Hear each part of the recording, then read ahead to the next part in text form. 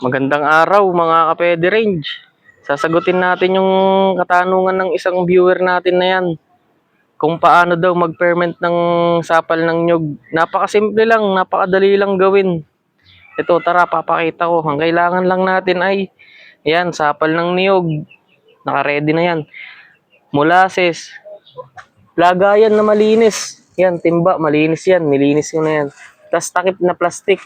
Bahala kayo kung anong pagtatakip nyo. Sa akin kasi plastic tsaka tinatalian ko ng goma. Kasi pagka takip ng timba lang, may sumisingaw siya, may nakakapasok na mga insekto. Kaya ang ginagawa ko, plastic, tas tinatalian ko. Tara, papakita ko kung paano.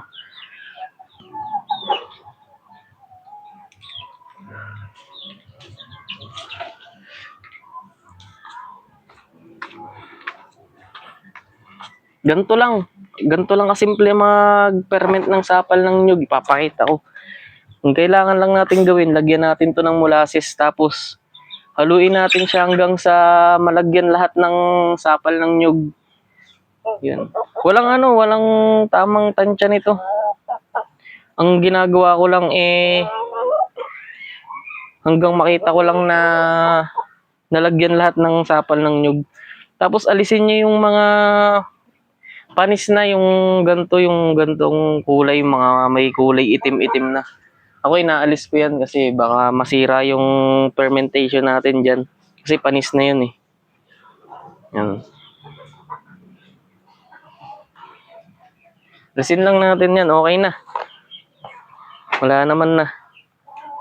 At saka yung parang bao niya. Pag nakain ng manok nyo to, delikado para sa manok nyo yung bao niya na natanggal. Lagyan lang natin ng molasses. Tansyahan lang to, walang tamang sukat ng molasses. Basta akong ginagawa ko hanggang sa makoat niya yung makasapal ng nyug. Okay na yan. Luin lang.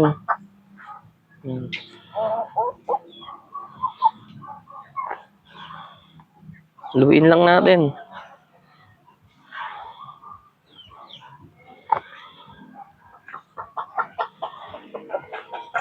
Napakabango nito pagka nalagyan lahat ng molasses. Pag nalagyan na siya ng molasses lahat, pag na-coat na siya. Sobrang bango niya, para siyang bukayo.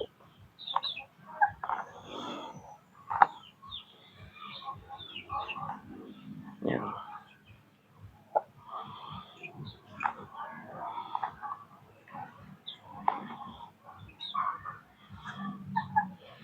Fast forward na natin tong video para hindi masyadong mahaba.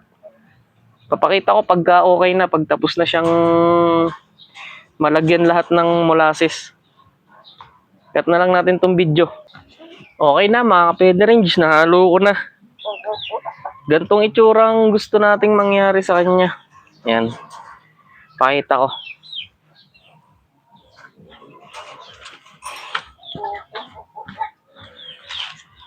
Yan, ganyan. Nalagyan siya lahat. Ganyang itsura. Oh. Diba basta makoat lang ninyo ng molasses lahat ng sapal ng nyug. Okay na yan. Ganyang itsura. Mabango siya. Ang amoy niyan amoy bukayo. Na manamis-namis yung amoy talaga dahil sa molasses yan. Yan. Tapos lagay na natin yan sa balde. Wala na tayong ibang nilagay dito. Hindi na tayo naglalagay ng asin. Molasses lang talaga. Basta kailangan lang nito makoat natin ng molasses yung sapal ng nyug. Para magandang kakalabasan. Pag pinerment natin to, piperment natin siya ng 7 days. Hindi natin siya bubuksan. Wala tayong ibang gagawin kundi hintayin 7 days. Tapos ilagay nyo sa malilim na lugar, yung hindi nasisikatan ng direkta ng araw. Para hindi masira yung fermentation natin, dapat sa malilim na ilalagay. Dapat ito, hindi ito magkaroon ng amag na kulay green at saka itim. Kung magkaamag man to, dapat kulay puti. Kasi pagka green ang kinalabasan na amag nito, sira yun. Ibig sabihin, hindi maayos ang pagpe-ferment natin pagka nangyari yun. Yun lang, ganun lang. Kailangan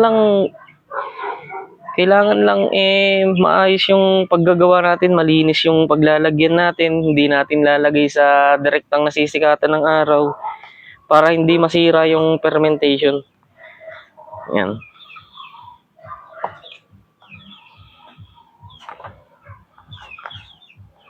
Tara, lagay na natin to dito sa balde. Okay na to.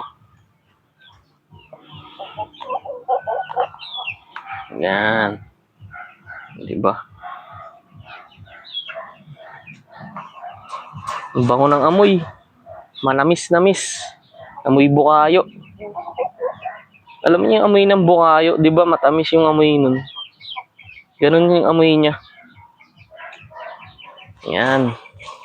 Ngayon, lagay na natin.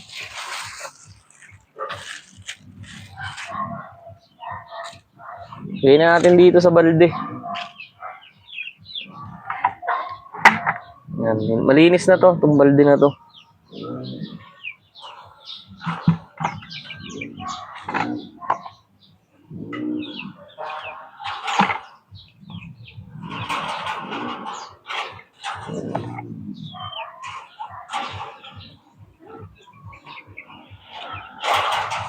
At saka pag nilagay nyo, siksikin nyo para walang hangin. Ayan. Siksikin nyo siya mabuti.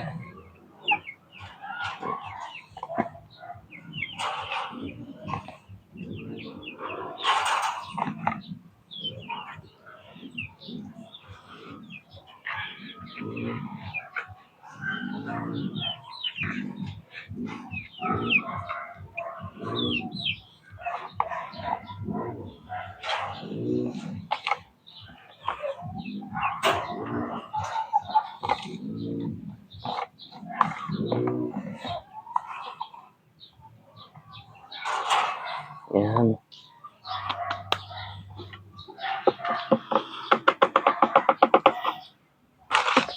Siksikin lang natin mabuti to. Siksikin natin para wala siyang hangin. Yan. Huwag niyong bubuksan ng bubuksan kapag nasa fermentation period pa siya. Hintayin yung mag 7 days bago niyo buksan.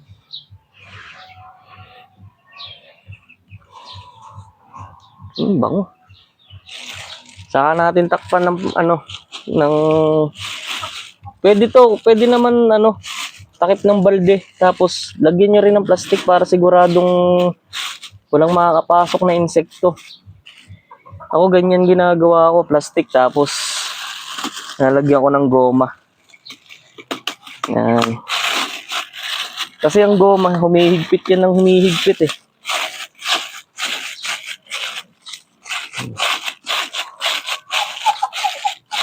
Yun na, okay na. Ganun lang kasimple kung paano mag-ferment ng sapal ng nyog. Ang kailangan nyo lang malinis na paglalagyan, sapal ng nyog na hindi pa sira, at saka molasses. Yun lang, 3 lang na yun, okay na.